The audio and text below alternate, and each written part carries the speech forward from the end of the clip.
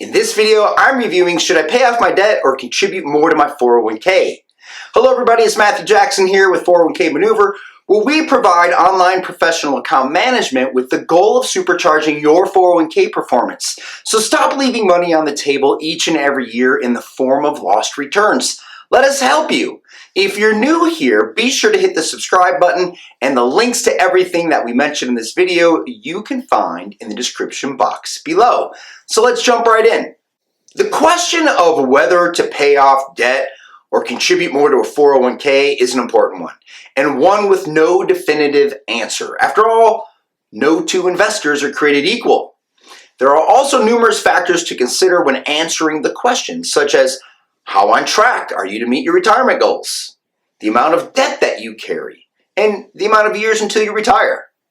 If you're wondering if you should pay off debt or contribute more to a 401k, keep watching to understand the pros and cons and ideas on how to do both at the same time. So let's talk about the real cost of debt. The fact that Americans are drowning in debt is an understatement. Debt can be debilitating and can prevent you from reaching your retirement savings goals. And if you aren't careful, debt can follow you into retirement and impact the type of retirement they actually have. So let's take a look at a few recent stats. First, student loan debt. According to the Federal Reserve, in the third quarter of 2020, Americans owed more than $1.7 trillion in student debt.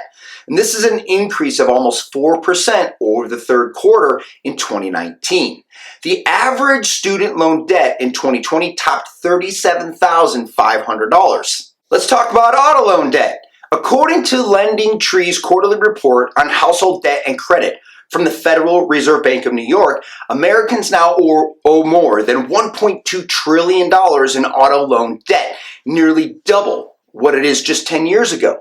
The average monthly car payment is $550 for new vehicles and $393 for used and $452 for leased. Let's talk about credit cards. According to the Federal Reserve, Americans' total revolving debt balance is $979 billion. While the revolving debt did fall in 2020, it's still historically high.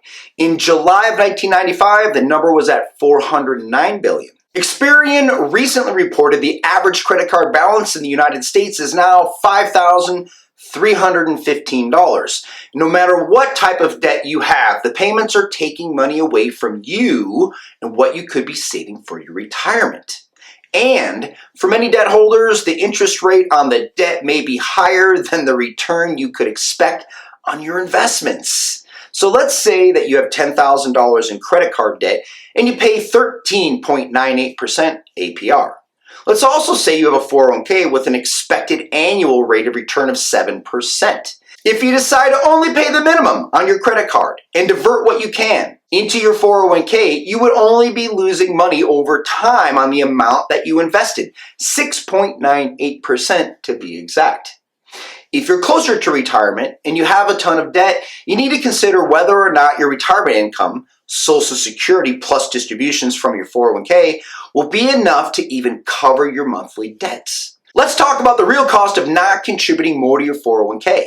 So on the flip side, if you focus solely on paying down debt for the next 5 years, you run the risk of being debt-free 5 years from now, but being behind on retirement savings by 5 full years. So you'll have potentially missed out on 5 years of compounded investment returns if you had consistently contributed to your 401k. And if you have a 401k and you aren't contributing at least the company match while paying off debt, you may have missed out on 5 years of free money. After 5 years, you might be debt-free, but you need to play catch-up all over again, only this time with your retirement savings. On the other hand, it doesn't make sense to rack up interest and only pay monthly minimums while you contribute to your 401k or other retirement funds. Now let's talk about rethinking the question, should I pay off debt or contribute more to a 401k? Instead of asking whether you should pay off debt or contribute more to a 401k, we encourage you to ask, how do I pay off debt and save for retirement? Asking the question in a new way opens up the possibility you can do both. It takes a strategy and commitment to following through. But it is possible to pay off debt and save more for retirement at the same time. You can totally do it. So here's a few suggestions on how to make this happen. First, pay off high interest debt first while saving something for retirement. At least contribute enough to your 401k to get your employer match, because that's free money. And if you have an IRA, automate your savings and have money directly deposited when you get paid at the end of each month. This way, you're paying yourself first.